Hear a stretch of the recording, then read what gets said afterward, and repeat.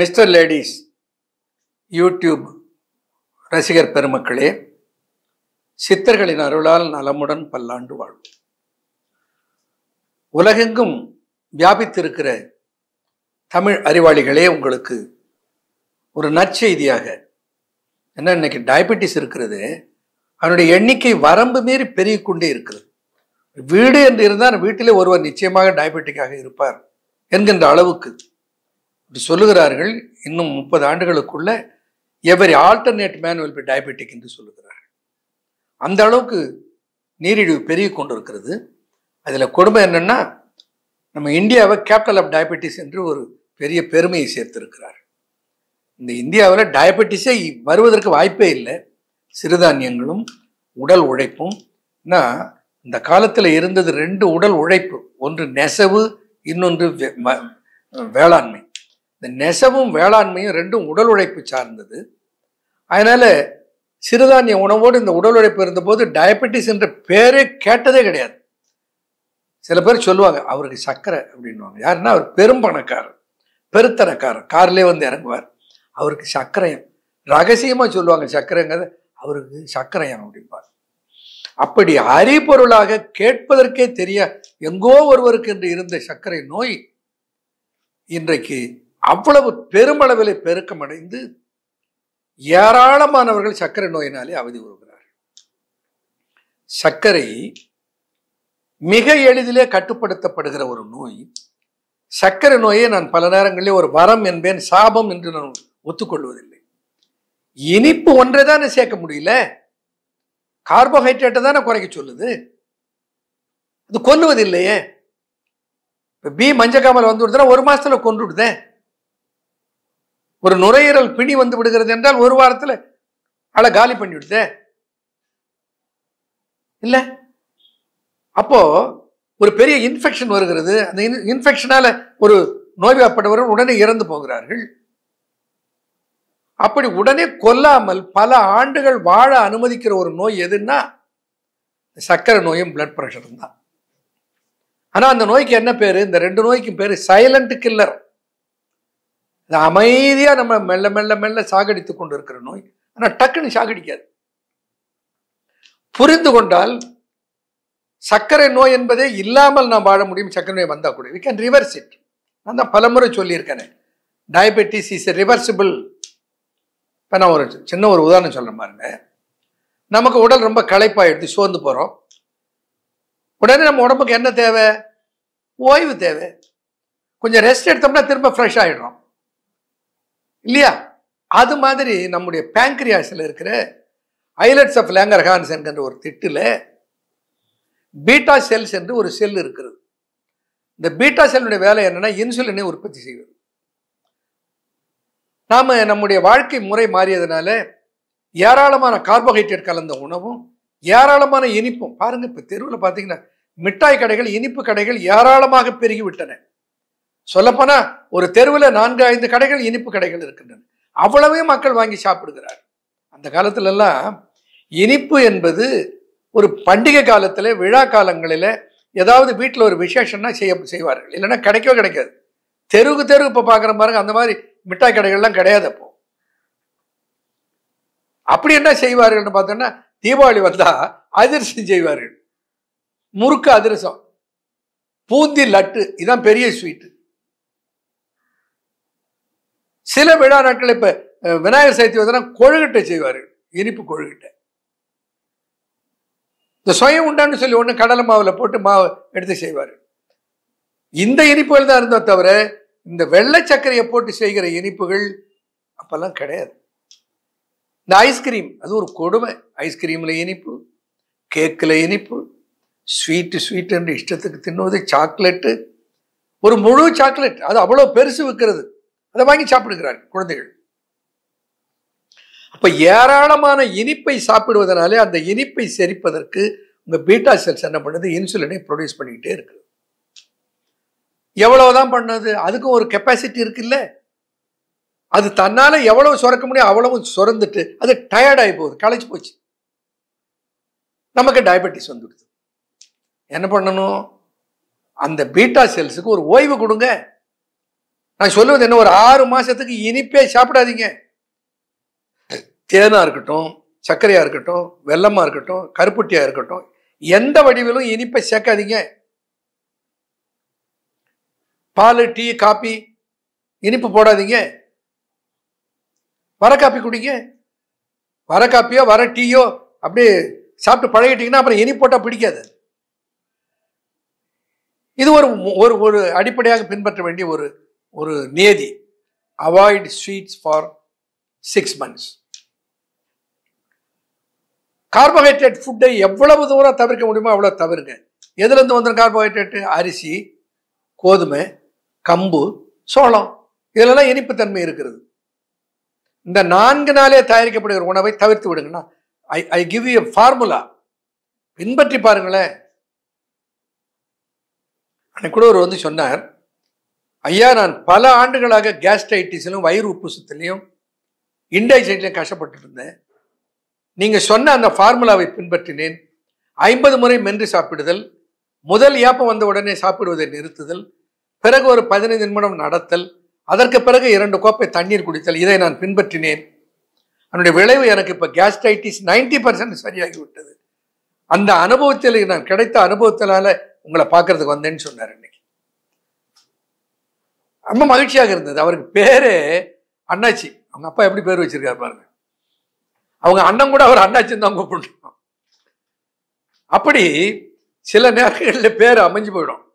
சரி, இப்போ டயபெட்டிஸுக்கு என்ன சிறந்த மருந்து, என்ன சிறந்த உணவு? இப்போ நான் சொன்னேன், டயபெட்டிஸை ரிவர்ஸ் பண்ணுறதுக்கு என்ன பண்ணணும்னு சொன்னேன். ஒன்று, இனிப்பை அறவே 6 மாசத்துக்கு நிறுத்திடுங்க. 2வது, கார்போஹைட்ரேட் சத்து அதிகம் இருக்கிற அரிசி, கோதுமை, கம்பு, சோளம் 4 நாள் செஞ்ச உணவை நிறுத்திடுங்க. அப்புறம் எதை தான் ஏன் சாப்பிடுறது? குதிரைவாலி, சாமை, திணை, வரகு, கேழ்வரகு, பாசிப்பயிறு, சோயா பருப்பு, இந்த 7 நீங்க எவ்வளவு வேணாலும் செஞ்சுக்கோங்க. அன்பு ஃபார்மாவுடைய தெரபியூட்டிக் இண்டெக்ஸ் இருக்குது பாருங்க. அந்த புத்தகத்தை வாங்கினீங்கன்னா போற, அந்த புத்தகத்துல எல்லா ஃபார்முலாவும் கொடுத்துருங்க. உணவை எவ்வளவு ருசியாக செய்ய முடியுமோ அவ்வளவு ருசியாக சிறுதானியத்தில் செய்வதை அதிலே போட்டிருக்கிறேன். அனுபவித்து ருசித்து பார்த்து செய்திருக்கிறேன். பல அசைவ ருசியோடு சைவ உணவை செய்கிற முறையை அதிலே கொடுத்திருக்கிறேன். அப்போ ஃபாலோ தி டயட். எதை அதாவது பட்டி கிடக்க சொல்லல, சாப்பிடாம இருக்க சொல்லல, ருசி இல்லாம சாப்பிட சொல்லல, நல்ல ருசியோட நிரம்ப சாப்பிடுங்கள். ஒன்று முக்கியமான ஃபார்முலா, சிறுதானியத்தினால செய்த டிஃபன், சிற்றுண்டி, இரவு காலை 2 வேளை சிறுதானியத்தில் உணவு. இன்னொன்று, இந்த பாசிப்பயிர் சாலட் ஒன்று செய்கிற முறை என்னுடைய புத்தகத்தில் போட்டிருக்கிறேன். பாசிப்பயிர், முளைக்கட்டிய பாசிப்பயிறு, அதிலே பாதி அளவுக்கு திருகிய கேரட், அதிலே பாதி அளவுக்கு திருகிய தேங்காய், அதிலே பாதி அளவுக்கு கொத்தமல்லி தழை, இந்த 4ஐயும் சேர்த்து கலக்கி சாப்பிட்டால் அதில் மிளகு, உப்பு எதையும் சேர்க்க வேண்டியதில்லை, அவ்வளவு ருசியாக இருக்கும். உடனே சொல்லு, ஐயோ அதில் கேரட் இருக்குது, எனக்கு சர்க்கரை கூடிவிடும், எனக்கு ஏற்கனவே கொழுப்பு இருக்குது, நீங்கள் தேங்காய் பூ சேர்க்குறீங்களே. அறியாமை. இந்த தேங்காய் பூவில் லாரிக் அமிலம் என்று ஒன்று இருக்கிறது. தாய்ப்பாலுக்கு அடுத்து உலகத்தில் இருக்கிற இன்னொரு பொருள் அந்த தேங்காய் பால் தான். புரிய மாட்டேங்குது நம்ம மக்களுக்கு. உடனே கொழுப்பு ஏறிவிடும். அதில் யாராவது அதில் எவ்வளோ போடுறீங்க? நன்றாக ருசித்து சாப்பிடுவதற்கு சாலட். காலை உணவை சாலடா மாற்றிடுங்க. மதிய உணவு 4 வகையான அரிசியிலே செஞ்ச உணவு. என்ன சார் அரிசியை வேணான்னீங்க, இப்போ அரிசி சேர்க்க சொல்றீங்க. எந்த அரிசியில் கார்போஹைட்ரேட் சத்து குறைவோ, எந்த அரிசியில் லோ கிளைசமிக் இண்டெக்ஸ் இருக்கிறதோ அந்த அரிசியை சொல்லுகிறேன். அது என்ன? கருப்பு கவுனி, மாப்பிள்ளை சம்பா, காட்டியானம், தூயமல்லி, இப்படி பல அரிசிகள் இருக்கின்றன. குறிப்பா 2 அரிசிகள், மாப்பிள்ளை சம்பா அண்ட் கருப்பு கவுனி, த பெஸ்ட். என்ன, அது கொஞ்சம் சீக்கிரம் வேகாது. ஒரு 10 மணி நேரம் ஊற வச்சு விசில், ஒரு 8 விசில் கொடுத்தோம்னா நல்லா வெந்துடும். அதுல என்ன வேணாலும் சேர்த்து சாப்பிடுங்க. பால், மோர், தயிர், சாம்பார், ரசம் சேர்த்துக்கோங்க. அப்போ கார்போஹைட்ரேட் சத்து உங்கள் உணவுல உங்கள் குடலுக்கு அதிகமாக வந்து சேராது. அப்போ என்ன ஆகும்? அந்த பீட்டா செல்ஸ் ரெஸ்ட் எடுக்கிறது. வாய்ப்பு கொடுக்குறோம் நாம். இனிப்பு சேர்க்கல. கார்போஹைட்ரேட் சத்தை குறைச்சிட்டோம், ரொம்ப மினிமம் போடுறோம். அடுத்தது என்ன? நடைப்பயிற்சி, உடற்பயிற்சி. புத்தகத்தில் இருக்க நான் போட்டிருக்க பாருங்க தெரபியூட்டிக் இண்டெக்ஸ்ல, எனக்கே என்னை நான் மகிழ்ந்து பாராட்டிக் கொள்ள வேண்டும் என்று தோன்றுகிறது. அவ்வளவு ருசியான நீரிழிவுக்கு என்று இருக்கிற உணவு படைப்புகள் யார் வேணாலும் செய்யலாம். மிக எளிய தயாரிப்புகள். 42ஆம் பக்கத்தில இருந்து 51ஆம் பக்கம் வரையில இருக்கிறது புத்தகத்தில் அந்த உணவு. அப்போ முதல்ல உணவு, இரண்டாவது உடற்பயிற்சி. உடற்பயிற்சினா உடனே ஜிம்முக்கு போகணும் ஒன்றும் வேண்டியில்லை. விளையாடுகிறவர்கள் ஷட்டில் காக்கோ அல்லது பேட்மிண்டன் விளையாடுகிறவர்கள் விளையாடுங்க, அது போகிறோம். ஒரு நாளைக்கு 1 மணி நேரம் நடைப்பயிற்சி செய்யுங்கள். நடைப்பயிற்சியை போல சிறந்த ஒரு மருந்து நீரிழிவுக்கும் பிளட் ப்ரெஷருக்கும் உலகத்திலே கிடையாது. ஆனால் அதை செய்ய மாட்டோம். மருந்து வாங்கி மாத்திரை வாங்கி முழுங்கிட்டு இருப்போம். அப்போ நடைப்பயிற்சி 1 மணி நேரம், அரை மணி நேரம் நடந்தால் மெயின்டைன் ஆகும். மேற்கொண்டு அரை மணி நேரம் நடக்கிற போது தான் சர்க்கரை அளவு குறையும். இப்போ நடைப்பயிற்சி 1 மணி நேரம். உடனே கேட்பாங்க, காலையில் அரை மணி நேரம், சாயந்தரம் அரை மணி நேரம் நடந்துக்கலாமா? ஏன் நாளைக்கு கடை வாங்கி நடங்களேன். நடைப்பயிற்சி என்பது அட் எ ஸ்டெச் 1 hour நடந்துருங்க.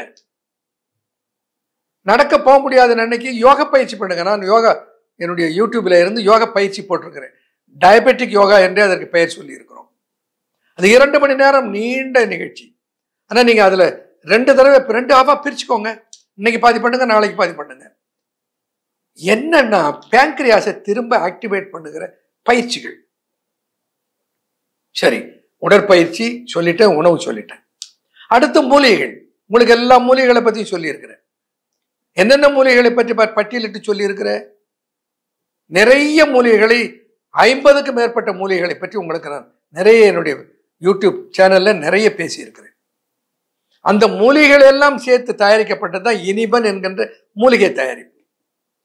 அந்த மூலிகை தயாரிப்பை எடுத்துக்கொண்டு அந்த இன்சுலின் செக்ரீஷனை தேவையில்லாமல் செய்துவிட்டு 3 மாதம் HbA1c 12, 14 என்று இருந்தவர்கள் 3 மாதத்தில் இட் ஹஸ் கம் டு 6. எவ்வளவோ மருந்துகளை சாப்பிட்டு கொண்டு இருக்கிறேன், ஆனால் HbA1c குறையல, குறைஞ்சு போச்சு. அவர்களுக்கு சொல்லுவேன், நீங்க எடுத்துக்கொண்டிருக்கிற மருந்துகளை நிறுத்தாதீர்கள். ஏன்னா அந்த மருந்துகள் உங்களை தனக்கு அடிமையாக்கி கொண்டிருக்கும். நிறுத்தினால் உடனே சர்க்கரை அளவு கூடும், நாட்டு மருந்து சாப்பிட்டு சித்தா சாப்பிட்டு கூடி போச்சு என்று ஒரு தவறான அபிப்பிராயம் வந்துடும். அதை எடுத்துக்கொண்டே சர்க்கரை அதில் கட்டுப்பாட்டுக்கு வந்த உடனே கொஞ்சம் கொஞ்சமாக வேதியியல் மருந்துகளை குறைத்து கொண்டு உணவாலும் உடற்பயிற்சியாலும் மூலிகையாலும் 3 நோதி, இந்த 3 மிக முக்கியம்.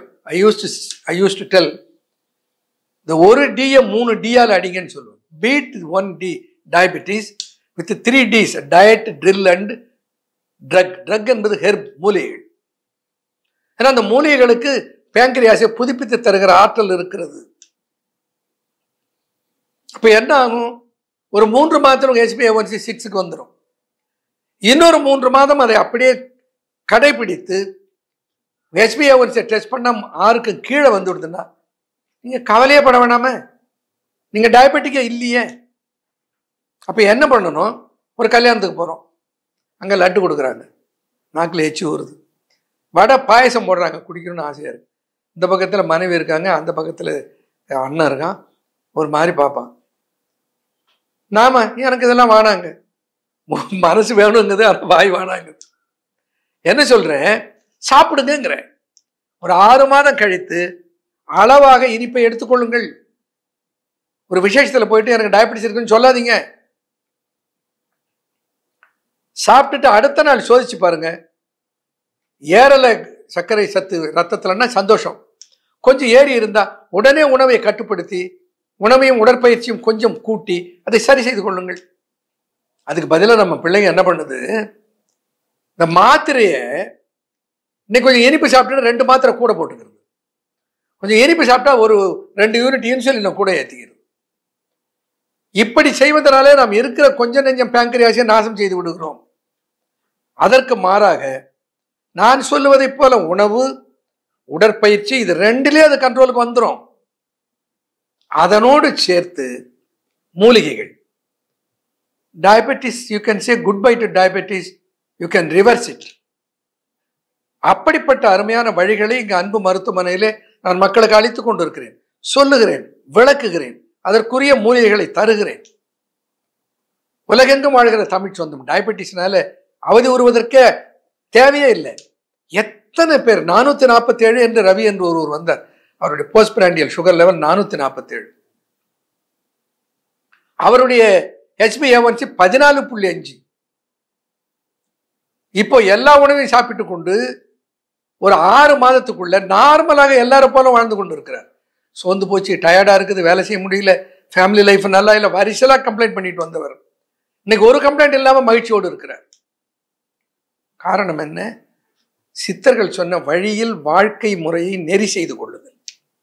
இப்போ நான் உணவு சொல்லிட்டேன், உடற்பயிற்சி சொல்லிட்டேன், மூலிகைகளை சொல்லிட்டேன். இப்போ இனிமேல் நீங்க என்ன சொல்லணும்? சர்க்கரைக்கு குட் பை சொல்லணும், அவ்வளவுதான். டயபெட்டிஸ் இருக்கிறவங்க வந்து என்கிட்ட என்ன சொல்லுவாங்க, ஐயா நான் சுத்த சைவம் ஐயா, எனக்கு டயபெட்டிஸ் வந்துடுச்சியா. என்ன பாருங்க, சைவத்துக்கும் டயபெட்டிஸுக்கும் சம்பந்தமே இல்லை. அசைவ உணவை நல்லா சாப்பிடலாம், ஒரு பிழையும் இல்லை. அசைவ உணவு சாப்பிடுவர்கள் அசைவ உணவு எடுத்துக்கொள்ளலாம். அசைவ உணவால வந்து டயபெட்டிஸ், சர்க்கரை சத்து ரத்தத்தில் கூடாது. மாறாக இந்த கிழங்குகள், இனிப்பு ருசி உள்ள உணவுகள், இவைகளினால தான் ரத்தத்தில் சர்க்கரை கூடும். அரிசி சர்க்கரைக்கு ஒரு சிறந்த மருந்து. உலகம் முழுக்க அரிசியை சிறந்த உணவு என்று சர்க்கரைக்கு பின்பற்ற துவங்கி விட்டார்கள். நாம தான் கோதுமை பிடிச்சிக்கிட்டாலே. நல்ல மணிச்சம்பா நாடுகின்ற நீரிழிவை கொல்லும். மணிச்சம்பா என்று ஒரு வகையை சார்ந்த ஒரு அரிசி இன்றைக்கு அது கிடைக்க மாட்டேன் என்கிறது. அவன் சொல்றான், நீரிழிவு அது கொல்லுமா? நல்ல மணிச்சம்பா நாடுகின்ற நீரிழிவை கொல்லும், மெல்ல சுகம் கொண்டளிக்கும், முதியோரை பாலர்களை மூசாமலே வளர்க்கும் தான். டயபெட்டிஸ் வந்துட்டா சின்ன வயசுல கிழவனுக்குரிய தோற்றம் வந்துடும், முதிர்ச்சியை கொண்டு வந்து சேர்த்துரும். டயபெட்டிஸ் மூஞ்ச பார்த்தாலே தெரியும். சொல்றார், நல்ல மணிச்சம்பா நாடுகின்ற நீரிழிவை கொல்லும். டயபெட்டிஸை கொல்லுகிற ஆற்றல் இந்த அரிசிக்கு இருக்கிறது. இன்னைக்கு அந்த அரிசியே இல்லை.